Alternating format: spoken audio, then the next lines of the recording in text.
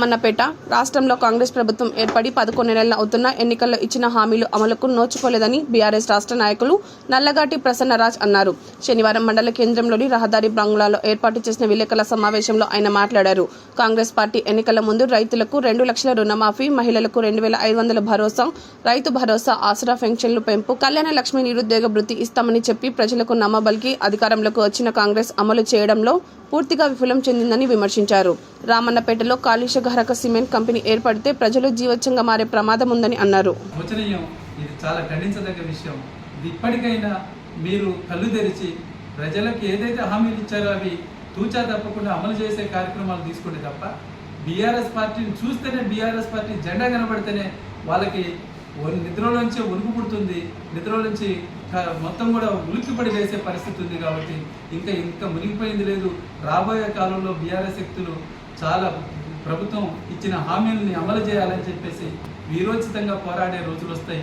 అదేవిధంగా ఇక్కడ రామన్నపేటలో అంబుజా సిమెంట్ కంపెనీని రాకోకుండా అన్ని రకాల కార్యక్రమాలు చేసేటందుకు అఖిలపక్షంతో, ఇతరత్ర ప్రజాస్వామికవాదంతో, పౌర సమాజంతో బీఆర్ఎస్ పార్టీ కలిసి పనిచేస్తుందని చెప్పి తెలియజేస్తూ చేయాలి.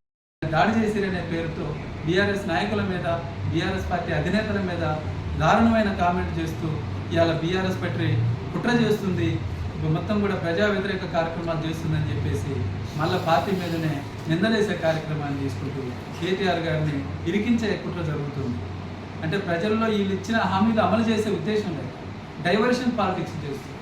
రోజు రోజుకి వాళ్ళకి పిచ్చెక్కిపోతుంది, ఒకరిలో ఒకరికి శృతి కలగాలి, ఏం చేయాలో అర్థం కాక, నిధుల సేకరణ చేత కాక ఇవాళ కాంగ్రెస్ పార్టీ అధోగతి పాలయ్యే పరిస్థితికి వచ్చింది.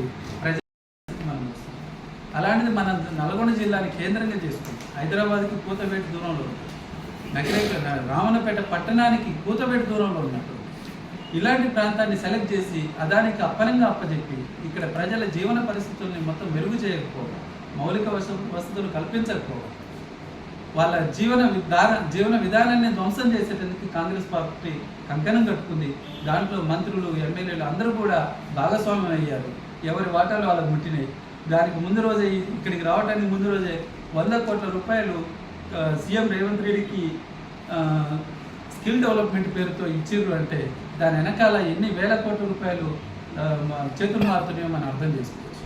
అంటే మాటికి ఇది ప్రజాప్రభుత్వం కాదు, ఇది కార్పొరేట్లకు రెడ్ తివాచి పట్టి పరిచి ప్రజల్ని ప్రకృతిని, ప్రజా వ్యవస్థల్ని, పేద ప్రజల్ని ధ్వంసం చేయడం కోసం వస్తున్న దోపిడీ ప్రభుత్వం ఇది. ఎంతకంతకి అవకాశం ఉన్న మేర దోపిడీ చేసుకుని ప్రజల జీవన ప్రమాణాలు మెరుగుపరచకపోగా ఖచ్చితంగా ఇది ప్రజాప్రభుత్వం ఎంతకీ కాదు అని చెప్పేసి బీఆర్ఎస్ పార్టీ భావిస్తుంది.